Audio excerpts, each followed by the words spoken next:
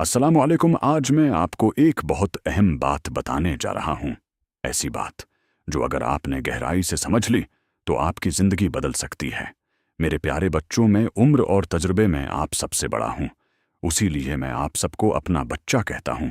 چاہے آپ کی عمر 20 سال ہو یا 90 سال، میرے لیے آپ سب بچے ہیں، اور میں آپ کے لیے وہی چاہتا ہوں جو اپنے لیے چاہتا ہوں۔ لہذا غور سے سنیں میرے پیارے بچوں، یہ بات ہمیشہ یاد رکھیں۔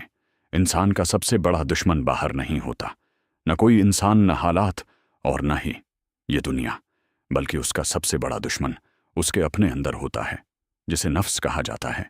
یہ نفس انسان کے ساتھ پیدائش سے لے کر موت تک رہتا ہے، ایک لمحے کے لیے بھی اسے نہیں چھوڑتا، اور ہر وقت اسے آزماتا رہتا ہے، کبھی گناہوں کے ذریعے اور کبھی نیکیوں کے ذریعے۔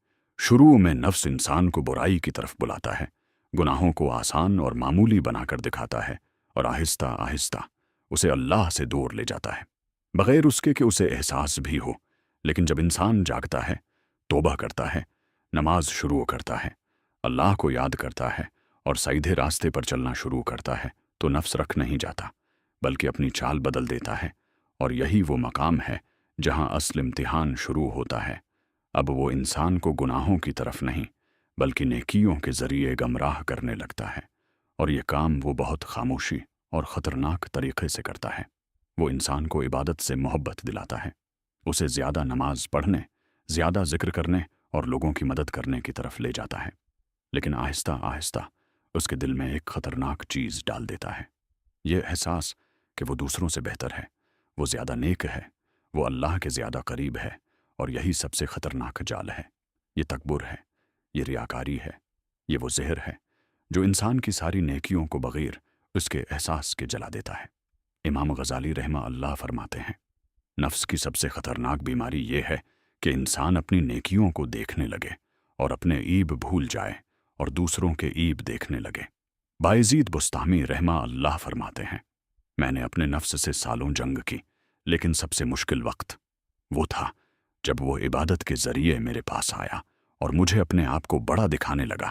جنید بغدادی رحمہ اللہ فرماتے ہیں، جس نے اپنے نفس کو پہچان لیا، اس نے اپنے رب کو پہچان لیا۔ حسن بصری رحمہ اللہ فرماتے ہیں، مومن ہمیشہ اپنے نفس کا حساب لیتا رہتا ہے، جبکہ منافق اپنے نفس کو آزاد چھوڑ دیتا ہے۔ میرے پیارے بچوں، دیکھو نیک لوگ اپنے نفس کو کیسے قابو میں رکھتے تھے۔ وہ اپنی نیتوں کو ہمیشہ دیکھتے تھے، وہ اپنے دل میں ذرا سا بھی تکبر آنے سے ڈرتے تھے۔ اگر انہیں اپنے اندر غرور کا معمولی سا احساس بھی ہوتا تو فوراً اللہ کی طرف رجوع کرتے اور استغفار کرتے۔ حضرت عمر رضی اللہ عنہ فرمایا کرتے تھے، اپنا حساب خود لو اس سے پہلے کہ تمہارا حساب لیا جائے۔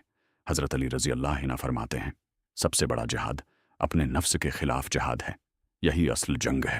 میرے پیارے بچوں، یہ بات اچھی طرح سمجھ لو، شیطان کو اس بات سے کوئی فرق نہیں پڑتا کہ تم گناہ کے ذریعے ہارو یا نیکی کے بعد تکبر کے ذریعے ہارو۔ اس کا مقصد صرف یہ ہے کہ تم ہار جاؤ۔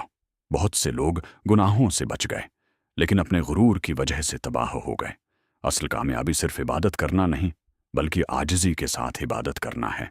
جب تم نماز پڑھو تو یہ نہ سمجھو کہ تم نے کچھ بڑا کیا ہے، بلکہ یہ سمجھو کہ یہ اللہ کا فضل ہے۔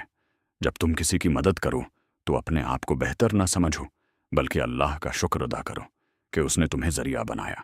جب تم اللہ کو یاد کرو تو یہ نہ سمجھو کہ تم یاد کر رہے ہو بلکہ یہ سمجھو کہ اللہ نے تمہیں یہ توفیق دی۔ جو اللہ کے لیے جھکتا ہے اللہ اسے بلند کرتا ہے، اور جو خود کو بڑا سمجھتا ہے وہ ہلاک ہو جاتا ہے۔